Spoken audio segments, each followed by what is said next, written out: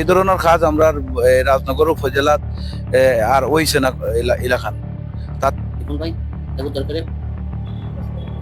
মৌলভীবাজারের রাজনগরে 7 বছরের এক নাবালক স্কুল ছাত্রকে ধর্ষণের অভিযোগে দায়ের করা মামলায় এজাহারভুক্ত মূল আসামি হুমায়ুন মিয়াকে গ্রেফতার করেছে র্যাব।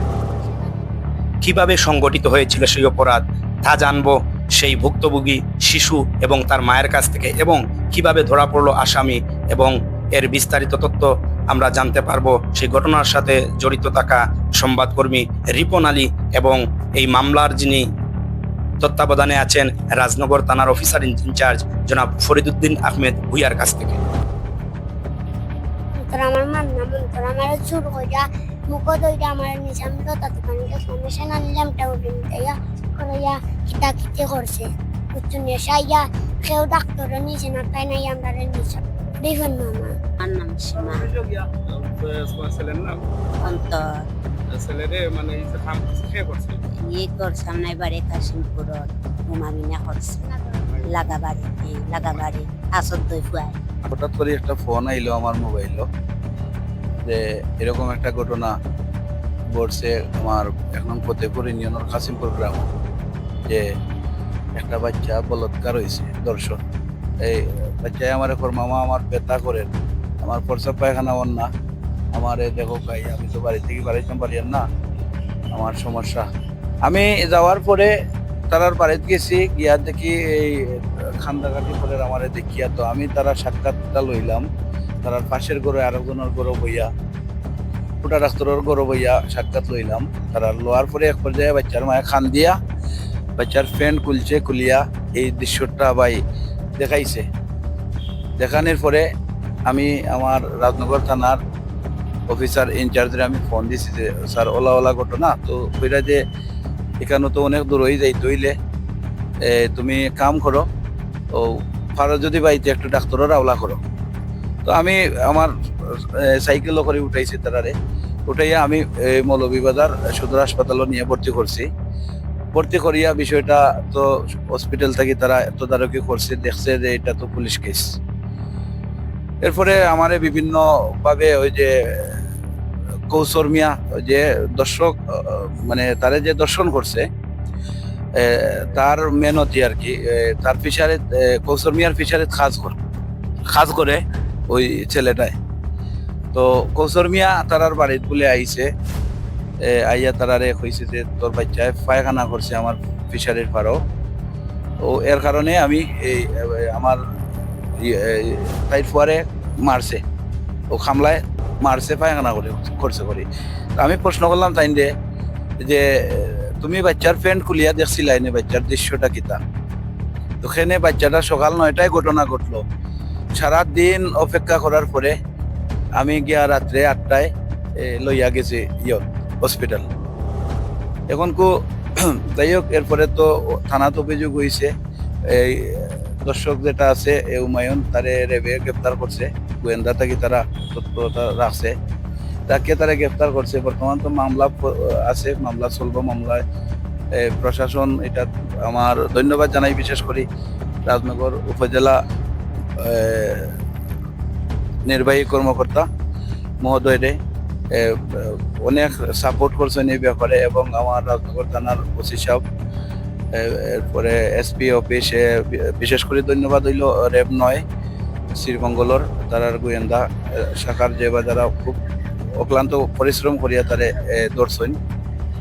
আর আমি এই বিষয়টা নিয়ে এর চেয়ে বেশি আর কিছু কইতাম চাইয়ার না, কারণ আমি তো সাংবাদিক হিসাবে আমার মানবিক দিক থেকে আমি সাহায্য করছি যতটুকু পারছি। এই বিষয়টা সবসময় প্রশাসন নজরেই আসছিল, যার কারণে আমি তারারে লইয়া একটু আগুয়াইতে পারছি বা তারা একটু সহযোগিতা করতাম পারছি। যে আশা করি মিডিয়া কর্মী আমার সিনিয়র জুনিয়র যে বা যারা ভাই ব্রাদার আছেন এরকম বিষয়গুলা আসলে সবে তুলিয়া ধরার চেষ্টা করবা।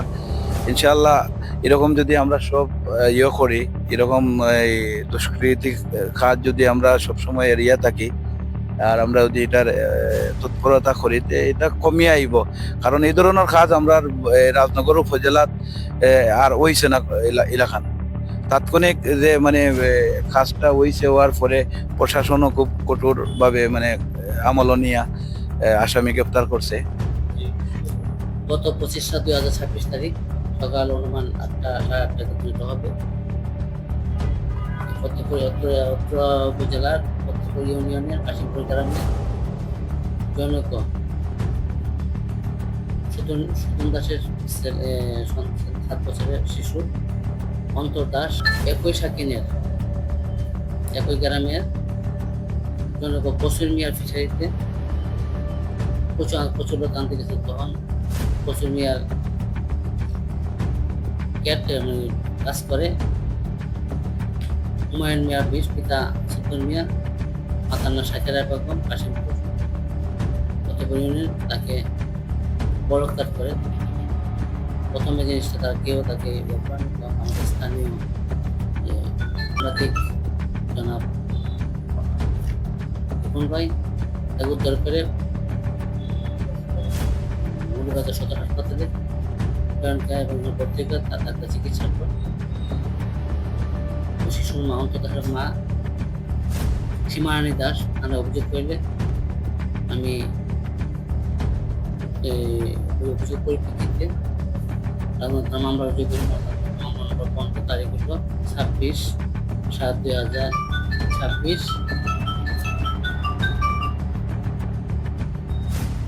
এবং পরবর্তীতে পুলিশের র্যাবের সহযোগিতায় আসামিকে হুমায়ুন মিয়াকে গত 26 তারিখ আমরা গ্রেপ্তার করি এবং জিজ্ঞাসাবাদ শেষে আজকে 27 তারিখ গত 27 তারিখ 27/7/2026 তারিখে তাকে আমরা র্যাব এবং সহযোগিতা গ্রেপ্তার করি, পুলিশের সহযোগিতা। তারপরে আমরা আজকে 28/7 তারিখে তাকে বিগত প্রেরণ করি এবং ভিক্টিমের ভাই তার জবানবন্দি মামলা আয়ু এসআই লোকমান হোসেন বিজ্ঞাতার মাধ্যমে জবানবন্দি গ্রহণ করে। এই ধরনের জন্য আর ভবিষ্যতে যদি এই ধরনের ঘটনার সাথে সাথে যাতে আমাদেরকে অবহিত করে, আমার নাম হয়ে গেছে আছে 32219883 নাম্বার, যাতে আমাকে কল করে, কেউ গোপন রাখবেন না। এই ধরনের ঘটনা ঘটার সাথে সাথে আমাকে অবহিত করবেন। আমার ডিউটি অফিসার আছে, আমার যারা আছে, আমার ডিউটি অফিসার সবাইকে আপনার কাছে গ্রহণ করলে আমরা তাৎক্ষণিক ব্যবস্থা নিব। ভবিষ্যতে যদি এই ধরনের ঘটনা কেউ যদি যদি জামাত দেওয়ার চেষ্টা করে, তাহলে কিন্তু তাদেরকে আমরা কঠোর আইনের আওতায় আনবো, যাতে ভবিষ্যতে এই ধরনের কেউ করানোর সুযোগ না পায়। এই ধরনের যদি ন্যায় শারীরিক শিশু নির্যাতন, তারপরে শিশু বলাৎকার, যে ধরনের ঘটনা ঘটনা কেন সাথে সাথে আমাদের অবহিত করলে আমরা তাৎক্ষণিক পদক্ষেপ নেব। ধন্যবাদ সবাইকে।